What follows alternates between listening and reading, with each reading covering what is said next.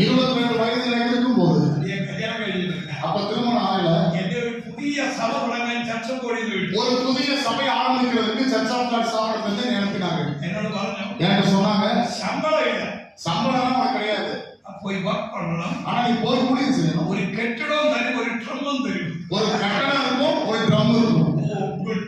எனக்கு நான் சொன்ன போதும். யாரோட செல்ல போதும். அங்க போன போது யாரோட 4 பாய் வாங்கி 4 பாய் வாங்கினேன். அந்த அந்த சர்ச்சில் கட்டடத்தை போட்டேன். ட்ரம் வச்சு சண்டே மார்னிங் 5-6 பாட்டு பாடு. ட்ரம் வச்சு ஞாயிற்றுக்கிழமை காலையில ஒரு 6 பாட்டு பாடுறேன். ஒருத்தரும் தெரியல. நெக்ஸ்ட் சண்டே அடுத்த ஞாயிற்றுக்கிழமை போனேன். 10 மணிக்கு தொடங்கி 9 மணிக்கு ட்ரம் அடிக்காங்க. 10 மணிக்கு சர்ச்சை ஆரம்பிக்கணும். ஆனா 9 மணிக்கு நான் கொண்டு அடிக்க ஆரம்பிச்சேன்.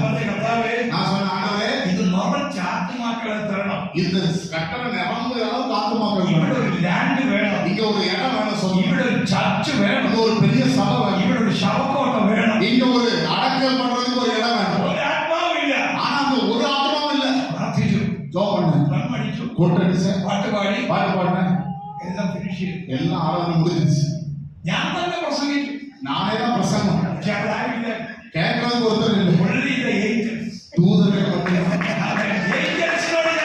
தூதர்களுக்கு தான் பிரசங்கம் பண்ணேன். எங்க பிதாவை என்னை நோக்கி திரிய, என் பிதா மேல இருந்து என்ன சிரிக்கிறார். நீ கொலா சார், நீ பரவாயில்ல, நீ ரொம்ப கடின உழைப்பாளி. நீ இதுக்கு முன்பு 7 பாட்டு பாடி, இதுக்கு முன்னாடி 7 பாட்டு நீ பாடுறது கிடையாது. ஒற்றை அடிக்கு 7 சாங்ஸ், ஒரே நேரத்துல 7 பாட்டு தொடர்ந்து பாடிட்டேன்.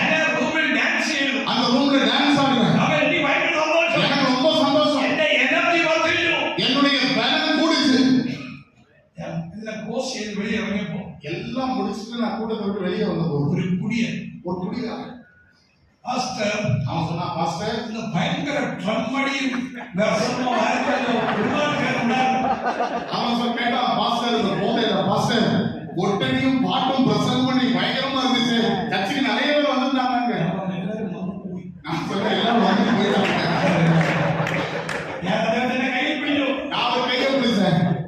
என்ன கையில் பைசா எதுவும் இல்லை, என் கையில பைசா ஒன்றும் கிடையாது. நீ உச்சைக்கு உண்ணணும், ஆறாவது முடிஞ்சிருச்சு, நீ மத்தியானம் சாப்பிடணும், பைசா இல்ல, கையில காசு இல்ல. எங்க எங்க வீட்டுக்கு செல்லணும், கூட்டம் முடிச்சு சாப்பிடணும், அதுக்கப்புறம் எங்க வீட்டுக்கு போகணும்.